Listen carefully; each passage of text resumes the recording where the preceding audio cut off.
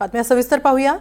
Panama कालवा जगातील महत्त्वाच्या कालव्यांपैकी एक, जगातील सर्वात महत्त्वाच्या आणि वर्दळीच्या जलमार्गांपैकी एक असा हा कालवा 25 वर्षांचा झालाय। अमेरिकेने तो बांधला आणि पनामा देशाला दिला। तेव्हापासून गेले 25 वर्ष या कालव्यावर पनामा देशाचा अंकुश आहे। अलीकडे तो पुन्हा चर्चेत आला होता। तो डोनाल्ड ट्रम्प यांनी ताब्यात घेण्याचा इशारा दिला। त्यामुळे पाहूया गेल्या 25 वर्षात पनामा कालव्यामुळे जागतिक अर्थव्यवस्थेवर कसा परिणाम झालाय, पनामाची अर्थव्यवस्था कशी तरली, एक ग्लोबल रिपोर्ट।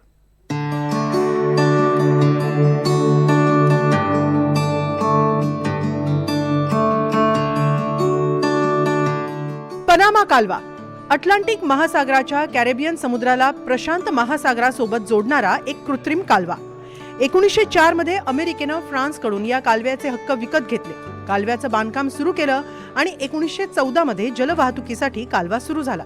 त्यानंतर हा कालवा पनामा देशाकडे सुपूर्द करण्यात आला। तेव्हापासून ते आजपर्यंत या कालव्यानं केवळ पनामाच नव्हे तर जागतिक अर्थव्यवस्थेला मोठा हातभार लावलाय।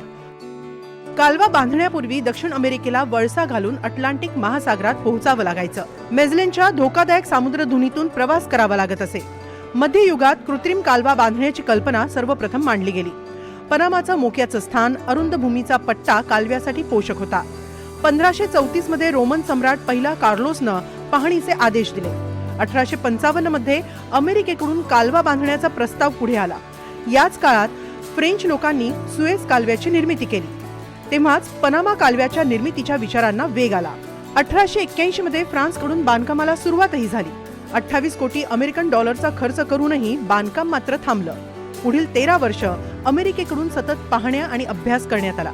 1904 मध्ये तत्कालीन राष्ट्राध्यक्ष रूझवेल्ट यांनी कालव्याचे हक्क विकत घेतले। 1914 मध्ये अनेक अडचणी पार करत कालवा बांधण्यात आला, वाहतुकीसाठी खुला करण्यात आला। 1999 पर्यंत कालवा अमेरिकेच्या ताब्यात होता। 1999 मध्ये अमेरिकेचे राष्ट्राध्यक्ष जिमी कार्टर आणि पनामाचे नेते ओमर तोरिहोस यांच्यात करार झाला आणि कालवा पनामा देशाच्या ताब्यात गेला। या कराराद्वारे तटस्थतेची हमी निश्चित करण्यात आली होती। आकडेवारीनुसार पनामा कालव्यातून 2024 मध्ये 9,944 जहाजांनी प्रवास केलाय। या काळात 4.986 बिलियन अमेरिकन डॉलरचं उत्पन्न प्राप्त झालं। या आकडेवारीवरूनच पनामा कालव्याचं महत्त्व आणि व्यस्तता लक्षात घेता येईल। मात्र हा कालवा जागतिक अर्थव्यवस्थेच्या दृष्टीनेही तितकाच महत्त्वाचा आहे। आम्ही सागरी मालवाहतूक अधिक किफायतशीर करण्याचा प्रयत्न करत आहोत। निओ पनामॅक्स लॉक 10 ते 11 जहाजांना सेवा देऊ शकतं आणि पनामॅक्स लॉक मध्ये दररोज 26 ते 27 जहाजं सामावून घेऊ शकतात। एकूण पनामा कालवा दिवसातून 36 वेळा चालतो आणि लहान जहाजं एक ओपनिंग शेअर करू शकतात, ज्यामुळे 40 पर्यंत जहाजं जाऊ शकतात। पनामा कालवा हा 2 महासागरांना जोडणारा दुवाच नाही तर जागतिक व्यापाराची लाईफलाईन आहे। याचं श्रेय पनामावासीय आपल्या मेहनतीला देतात।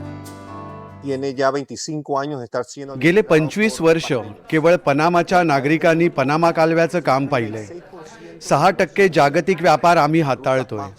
आशियाच्या पूर्वेकडील देशांपासून ते युनायटेड स्टेट्स पर्यंत इथे प्राथमिक वस्तूंची वाहतूक होते। कालव्याच्या एकूण मालवाहतुकीच्या 74% वाटा अखेरीस पूर्वेकडील US बंदरापर्यंत पोहोचतो। हा कालवा केवळ पनामाच नाही तर संपूर्ण जगाला सेवा देणारा एक संसाधन आहे। जेव्हा या परिसरात दुष्काळ पडतो तेव्हा या कालव्याचं महत्त्व प्रकर्षानं जाणवतं। कारण या कालव्याला पाणी पुरवठा करणाऱ्या गॅटून तलावातलं पाणी आटलं की कालव्याची पाणी पातळी कमी होते आणि त्यामुळे वाहतुकीचं दररोजचं प्रमाण 36% कमी करावं लागतं। या कपातीमुळे शिपिंग विलंब वाढतो, ज्यामुळे माल वाहतुकीचा खर्च वाढतो। परिणामी अर्थव्यवस्थेलाही याचा फटका बसतो। या कालव्याच्या बांधणीसाठी अनेक नैसर्गिक आणि कृत्रिम तलावांचा वापर करण्यात आला। हे तलाव समुद्र सपाटीपासून सुमारे 26 मीटर उंच आहे, त्यामुळे दोन्ही बाजूंना बंदिस्त बांध बांधलेत। या बांधांमुळे पाणी सोडत आत शिरणाऱ्या जहाजांना वर चढवलं जातं। कालव्यामधून बाहेर पडणाऱ्या जहाजांसाठी उलटी क्रिया करून खाली उतरवलं जातं। सध्याच्या घडीला या बांधांची रुंदी 110 फूट आहे। पनामा कालव्याची एकूण लांबी 77.1 किलोमीटर अर्थात 48 मैल आहे। अशा या पनामा कालव्यावरून आता अमेरिका, पनामा देश आणि चीनमध्ये संघर्ष निर्माण होण्याची शक्यता आहे। कारण डोनाल्ड ट्रम्प यांनी पनामावर ताबा मिळवण्याचे संकेत दिले। इथं चीनचं वास्तव्य वाढत असल्यानं अमेरिकेची चिंता वाढली आहे। अमेरिकेसह पनामा भेदभाव करत असल्याचा आरोप ट्रम्प यांनी केलाय। अर्थात पनामानं हे आरोप फेटाळले। मात्र संपूर्ण जागतिक व्यापाराच्या दृष्टीने महत्त्वाच्या असलेल्या या कालव्यावर कुणा एका महासत्तेचं वर्चस्व जागतिक बाजाराचा समतोल बिघडवण्याचीही शक्यता नाकारता येत नाही. Bureau report, NDTV Marathi.